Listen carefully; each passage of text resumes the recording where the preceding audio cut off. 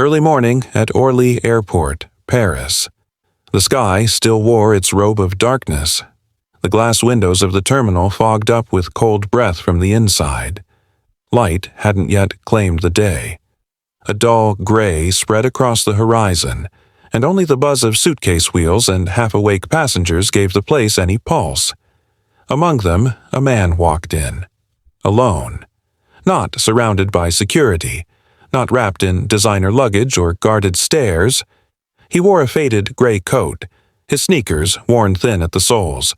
A canvas backpack hung from one shoulder, plain, unbranded, the kind you'd expect from a student or perhaps a backpacker on a budget.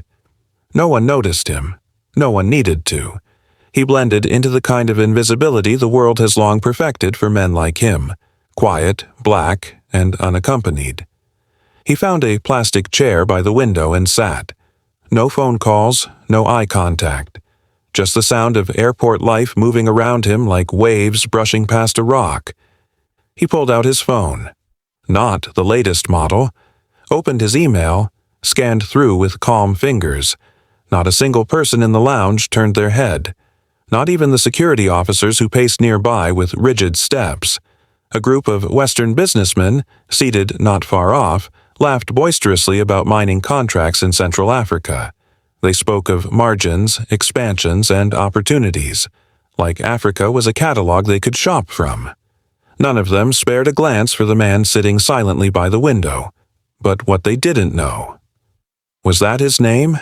Was Ibrahim Traoré, president of Burkina Faso, fresh from a high-level summit in Brussels on gold mining rights and economic independence for the African continent. And this flight, this quiet moment, was the return journey of a leader without fanfare, without camera flashes, without even a bodyguard, because Ibrahim believes true power does not shout. It walks, it waits, and sometimes it simply sits, just like he did in silence, in seat 2A, business class, and what happened next would not just challenge one flight crew or one airline. The boarding gate buzzed with movement. Announcements crackled overhead. Passengers shuffled forward, some dragging toddlers, others clutching designer handbags or flipping through emails on polished screens. But Ibrahim?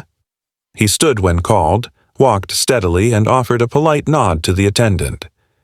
Nothing in his posture demanded attention. No need for importance. Just dignity. Quiet and complete. He entered the jet bridge like any other traveler, not as a head of state, not as a man who could shift the economic fate of entire nations, but as a passenger with a ticket in hand and a destination ahead. Seat 2A, business class.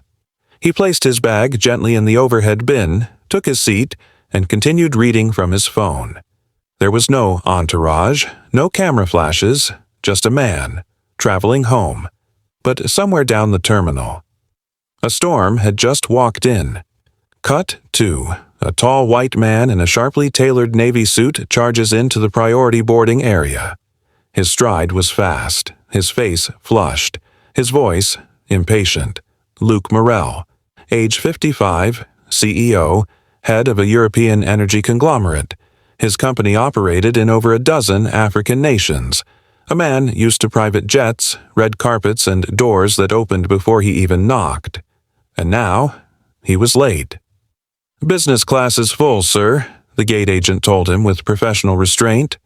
He froze. "You want me to sit in economy?" he asked, his voice rising. "I'm a strategic partner of Burkina Faso. Do you even understand who I am?" The agent tried again, but Morel had already pulled out his phone. An email was fired off. A legal threat dropped casually like spare change. The words client relationship, investment risk, and corporate backlash filled the air. Not out of fear, but from well-practiced corporate arrogance. Within minutes, gate staff whispered into walkie-talkies. They didn't want trouble. Not from someone like him, and that's when her name was called. Lucienne Arnaud, senior international flight attendant. 48 years old. Pale skin, broad-shouldered, heavy step, a presence, not because of kindness, but because of attitude.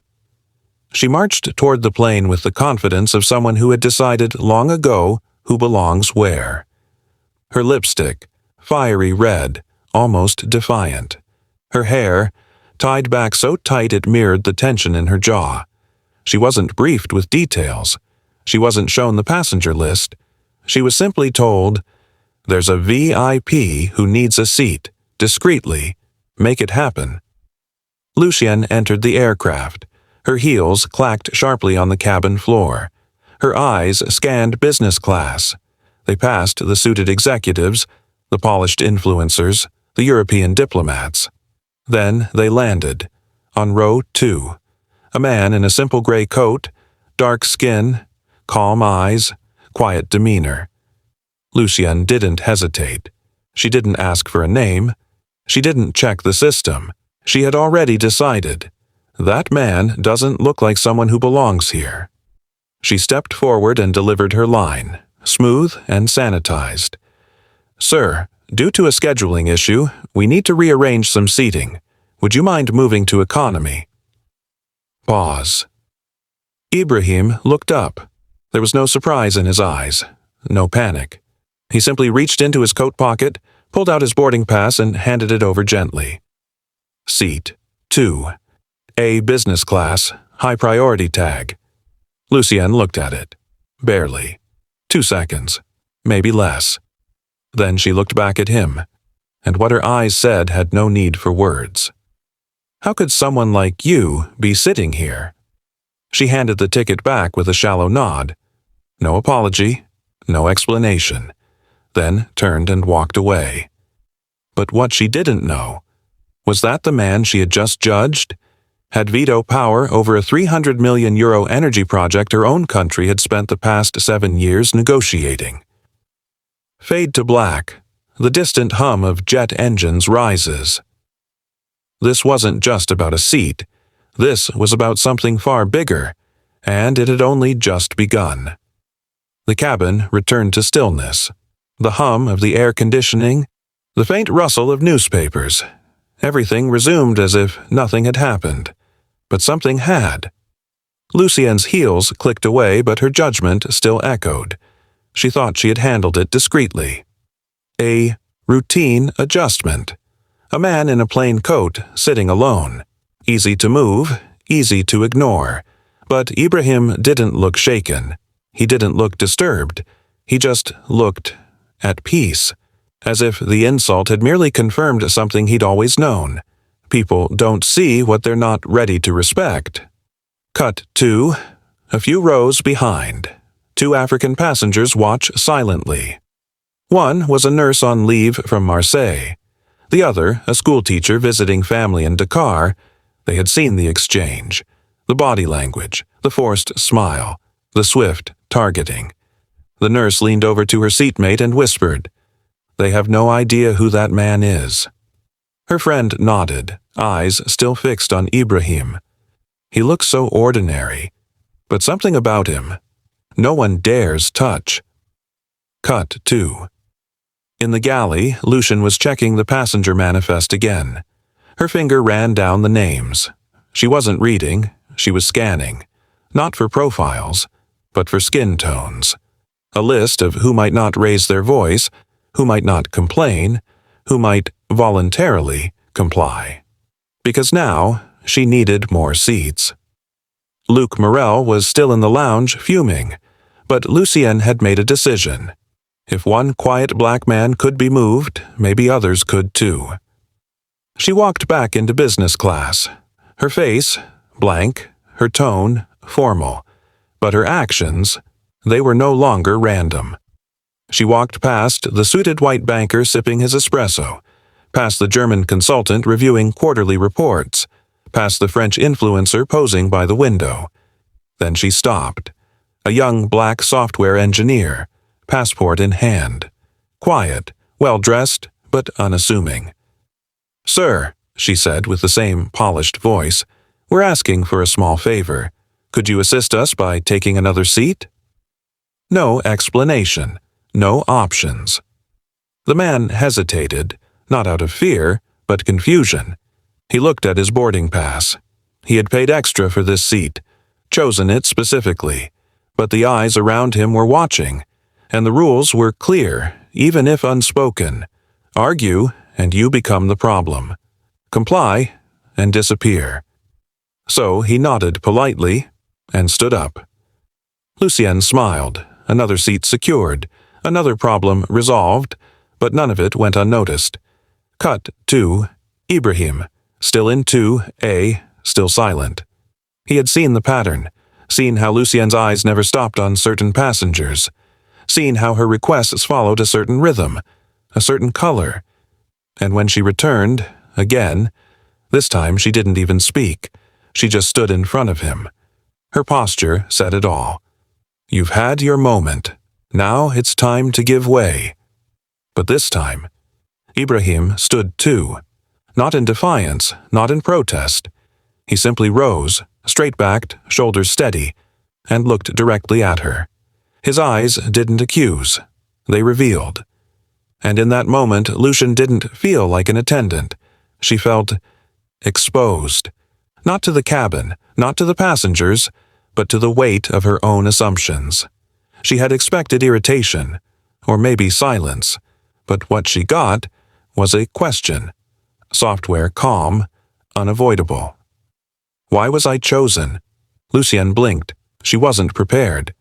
Nothing personal, sir, she replied quickly. Just a technical adjustment to balance the cabin. Ibrahim tilted his head, his voice quieter than before. Then you should ask everyone, not just me. Pause. Silence. The words hung there, cold, still, undeniable. Lucien's mouth opened slightly, but no answer came, because there was none. She turned away, but her eyes, once sharp, once certain, now flickered, and the cabin fell silent again. But this time it wasn't because of fear, but this time Ibrahim stood too, not in defiance, not in protest. He simply rose, straight-backed, shoulders steady, and looked directly at her. His eyes didn't accuse. They revealed, and in that moment, Lucien didn't feel like an attendant. She felt exposed, not to the cabin, not to the passengers, but to the weight of her own assumptions. She had expected irritation, or maybe silence, but what she got was a question. Software calm, unavoidable. Why was I chosen? Lucien blinked.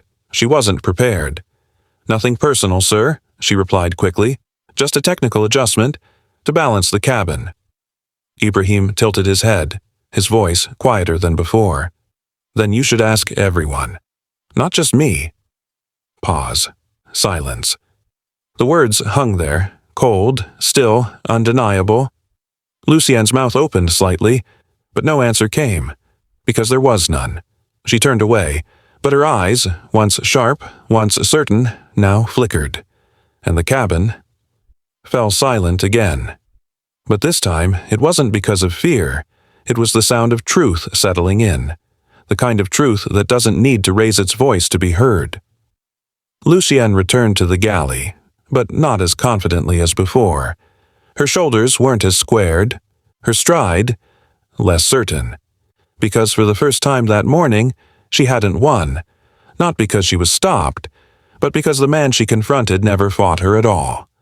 And that silence, that refusal to kneel or retaliate, held more weight than anything she had ever known. She poured herself water, but her hand trembled slightly as she raised the glass. It wasn't fear, it was realization. Somewhere, deep beneath her layers of routine and training, a question had started to form. Had she really just asked a head of state to give up his seat, simply because he looked too ordinary? Cut to Luc Morel, boarding the plane at last. His phone still pressed to his ear, his voice loud, deliberate. No, I told them I'm not flying in economy. I'll be in 2A. Just make it happen. He barely acknowledged the staff, didn't thank anyone, didn't glance at the other passengers. To him, this cabin was built for men like him. Lucien greeted him at the entrance. Monsieur Morel, bienvenue. Your seat is ready. He smirked, tossed a half nod, looked down the aisle, straight toward the front row, where Ibrahim was still seated. But now, something was different. The world around them had started to notice. Cut 2. Two businessmen across the aisle, whispering quietly. "Didn't that guy already have that seat?" "I think so. Why didn't they move someone else?" A woman snaps a photo silently. Just a blurry image. Lucien. Ibrahim. A quiet standoff. The internet will do the rest. Cut 2. The plane pushes back.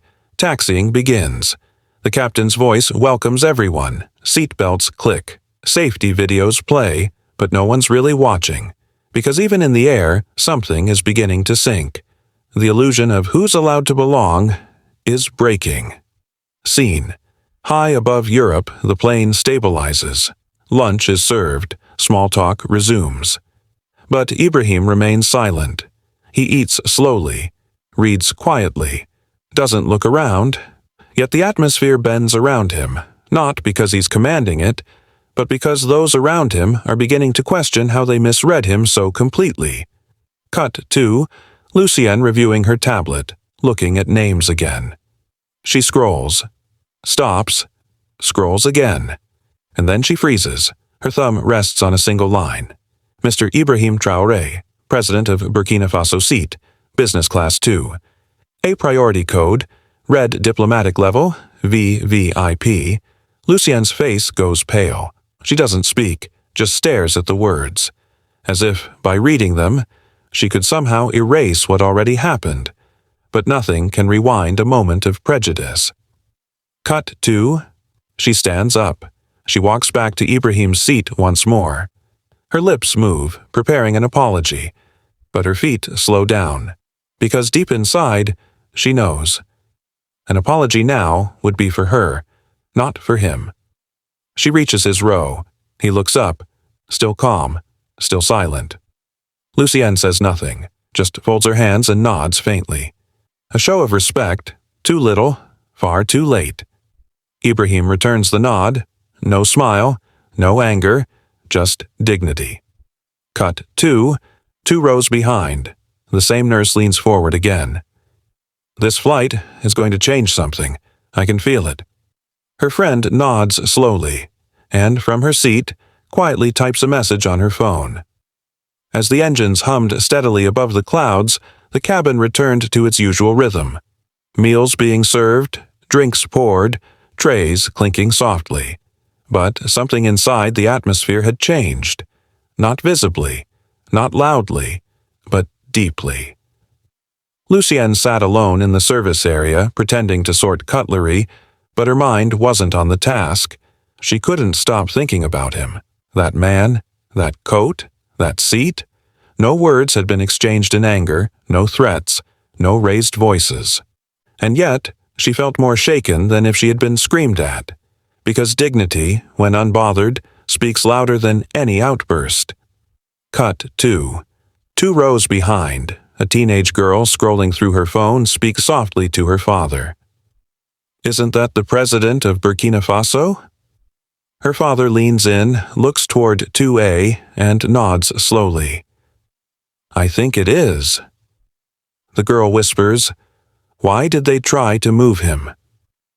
The father doesn't answer. Because how do you explain to your child that even power isn't always enough to protect a black man from being doubted? Cut 2. Lucienne quietly unlocking the tablet manifest again. Her fingers move fast now, retracing her steps.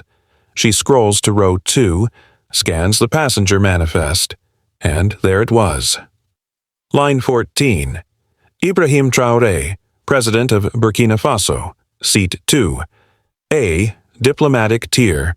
Red. Lucienne stared at the screen like it had betrayed her. She hadn't even checked earlier. She hadn't bothered, because she thought she didn't need to. That was the truth. She looked at him and assumed. She looked at him and decided. And now she was sitting face to face with that mistake. But what hit her harder than embarrassment was that he hadn't made her feel small. He had just let her reveal that smallness all by herself. Cut 2. Luc Morel sipping champagne, legs crossed, talking on the phone. Yes, I'm on board now. Business class, of course. He didn't notice the stairs. He didn't care. To him, everything was exactly as it should be. He had a seat. He had power. He had no idea. Cut to Ibrahim gently putting away his phone, closing his eyes briefly. No smugness, no pride, no performance, just rest. Because some men don't fight battles in public. They simply let the truth wait at the end of the runway. Scene closes with a quiet overhead shot of the cabin. Passengers eating, scrolling, sleeping. But more than a few are stealing glances forward, toward seat 2A. And not because of who he is, but because of how he carries it.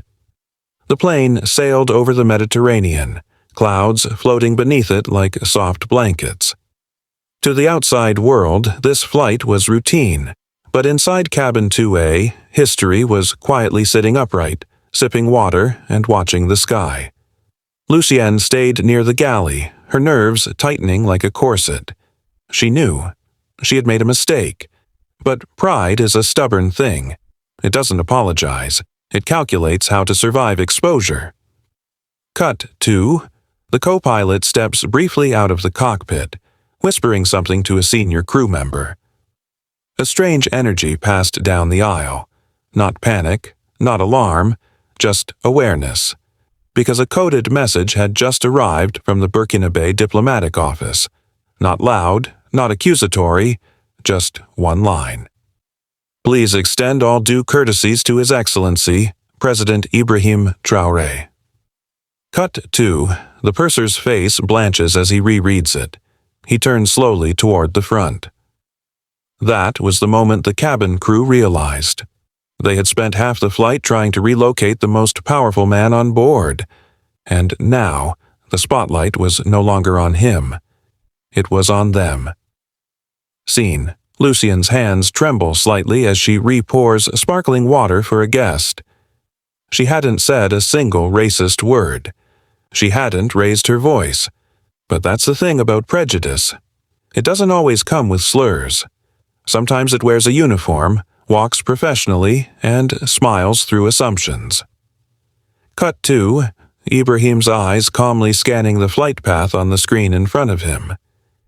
He didn't flinch, didn't smirk, didn't act like someone with leverage, because true power doesn't need to posture. It only needs one thing: to wait. And time was running out for everyone who had looked at him and seen less. Cut to a white businessman in 3C nudges his assistant. You said that man was just another NGO worker. The assistant shrugs, now unsure, because even without fanfare, something about Ibrahim made people uncomfortable, not from fear, but from being seen by someone who didn't need to defend himself, someone who simply existed with the calm certainty of someone who knew what would come next. Scene shifts. A quiet pause falls across business class. The murmurs have stopped. No one's laughing now. Even the clinking of cutlery feels too loud. The atmosphere is shifting, not because anyone told them to change their behavior, but because silence has a weight, and that weight now sits in seat 2A. Somewhere over the Sahara, truth began to catch up with the flight. It wasn't loud, it didn't announce itself. It came in the form of an encrypted message sent to the cockpit, a coordination request, marked Urgent Presidential Protocol. Cut to the captain quietly summoning the head purser to the cockpit. He didn't raise his voice. He didn't explain much, but the words he did say: Prepare for a state reception on landing. We have someone on board. The purser blinked, then looked toward business class, and in that instant, everything became clear. The man in seat 2A hadn't demanded respect. He had brought it with him. Scene. Lucien, now visibly nervous, approaches the purser with a question. He holds up one hand. Don't, he says flatly. Just get ready. No anger, no confrontation. But she could feel it now, that every step she took earlier was about to be reflected back at her. Cut to Luc Morel sipping espresso, reviewing documents on his tablet. He hadn't noticed a thing. To him, the world still revolved around power suits, direct flights, and investment agreements. He believed he was the most important man on this plane. He didn't realize yet that this flight would be the most expensive mistake of his career. Scene. Ibrahim remains composed. His fingers rest gently on the armrest. He has barely moved in hours.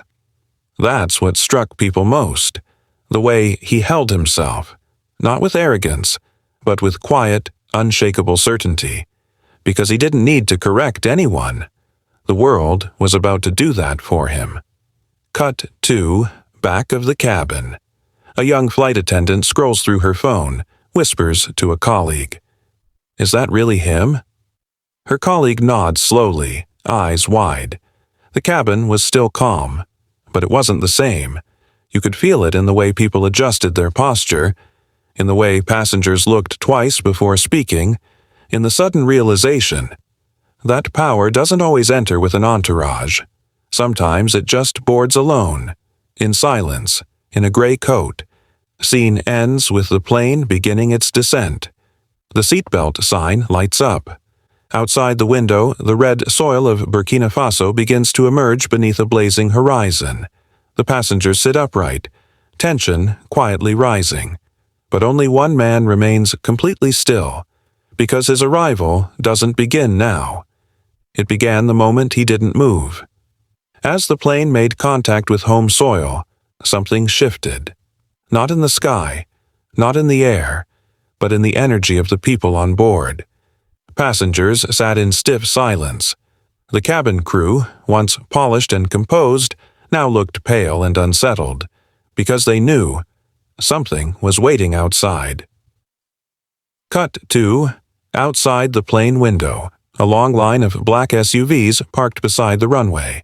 Dozens of uniformed officers stand at attention. It didn't look like a typical airport reception. This wasn't immigration. This wasn't security. This was a state protocol unit, and they were here for one reason. Seat 2A. Cut to Luc Morel now sitting straight, a flicker of confusion crossing his face. He smirks, leans toward Lucien and whispers, "Looks like the government sent the red carpet for me." Lucien forces a laugh, but her throat is dry, because deep down, something tells her, this isn't for Luc. Scene. The cabin door opens. A rush of dry, hot air enters. The first figure to board is a man in full-dress uniform, black boots polished to a mirror shine, medals heavy on his chest. He walks through the narrow aisle without hesitation, not glancing at any of the French executives, not even stopping when a crew member attempts to speak. He walks directly to seat 2A, then stops.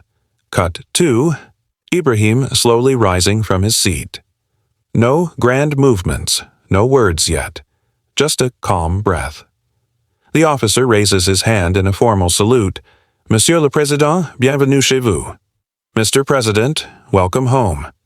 Scene. Absolute silence in the cabin. You could hear a fork drop. You could hear a breath held. Someone gasps. A wine glass clinks against the tray. A French tourist stares, wide-eyed, and Lucienne freezes. The moment she'd been trying to avoid had arrived. The man she'd tried to displace was the head of state, the leader whose country she had landed in. Scene. Luc Morel shoots up from his seat, shocked. He adjusts his tie, attempts a smile, takes one step forward, but no one greets him. No officer looks in his direction. His name is never spoken, because the only name that mattered had already been announced. The moment the officer said, "Mr. President," everything people thought they knew shattered. Lucien's hands trembled. Her flight manifest slipped from her grip and landed on the floor with a soft, pitiful flutter. The final sound of her authority collapsing. Cut to Luc Morel. His mouth opens, but no words come out. He takes a step forward, expecting a handshake. None comes. He clears his throat. "Précis, Mr. President, I didn't realize you were—" Ibrahim doesn't even turn toward him. He simply nods to the officer, fastens the top button of his coat, and walks toward the exit. Still dignified, still silent, still unbothered, because he didn't need to explain who he was. He never did. Cut 2. The plane stares lower. Outside, the Burkina Faso State Protocol is in full formation. A red carpet, number. Because true leadership doesn't need theatrics, just presence. Lucienne is asked to disembark first. A quiet directive, no public scolding, but her legs feel like iron. Her heels, once sharp and authoritative, now land with a hollow thud on each step heavier than the last. She walks into the blinding morning sun, the weight of her judgment dragging behind her. Scene. Luke follows behind her, still in shock, flanked now by 2 silent officers. Not arrested, not charged, just escorted, because the country of Burkina Faso doesn't need drama to make a point.